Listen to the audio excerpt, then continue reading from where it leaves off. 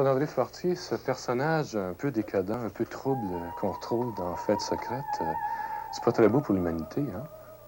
Mais si, c'est beau. Je pense, moi, que c'est un beau personnage. C'est un personnage inhabituel en danse, par contre. Et la danse nous a pas habitués à voir des gens qui sont décadents. C'est un personnage qui est vieux, qui a un ventre, qui est déguisé.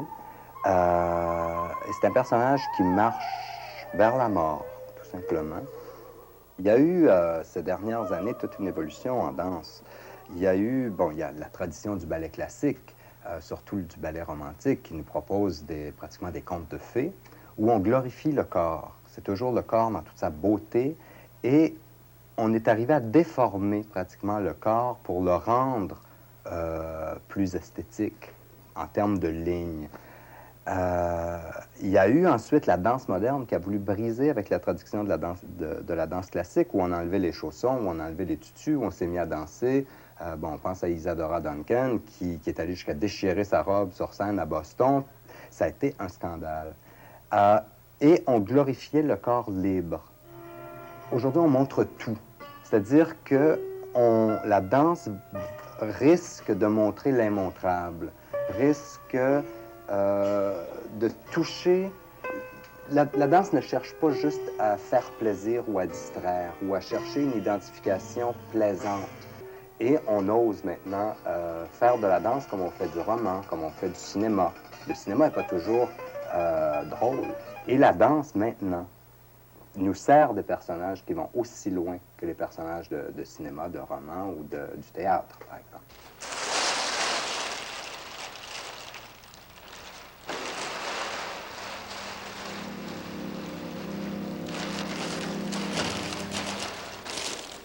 On théâtralise davantage des choses qui nous sont familières. On les utilise d'une autre façon. Bon, on a vu que j'utilise du papier. Et très souvent, la gestuelle va être aussi une gestuelle du quotidien qu'on va magnifier, qu'on va amplifier, qu'on va utiliser pour exprimer, pour rejoindre le spectateur et l'embarquer dans un système d'images où lui peut devenir créatif à son tour. Ça. Quand tu arraches celle-là, hein, faut que tu penses à un geste plus direct à bout de bras et que tu la regardes vraiment comme un trophée. La première que tu enlèves, il y a plus d'agitation. Je pense que le public va au théâtre pour se voir sur scène, mais se voir vivre plus que ce qu'il vit dans sa vie à lui. Et c'est pour ça qu'on crée aussi.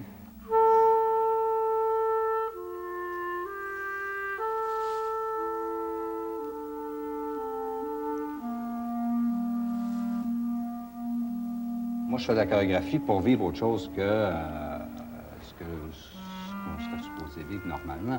Alors, en faisant de la création, moi, ça me permet de réorganiser bien des choses dans le monde qui m'entoure. Et le spectateur, par identification, se trouve à recréer ces choses-là aussi. J'essaie de trouver un mouvement comme si on sentait qu'une action arrive ailleurs et qu'elle était sentie ici, au niveau du plexus, au niveau de l'émotion, comme si on tuait quelqu'un dans un autre pays, par exemple, et que ici je le sentais et que j'avais une envie de crier.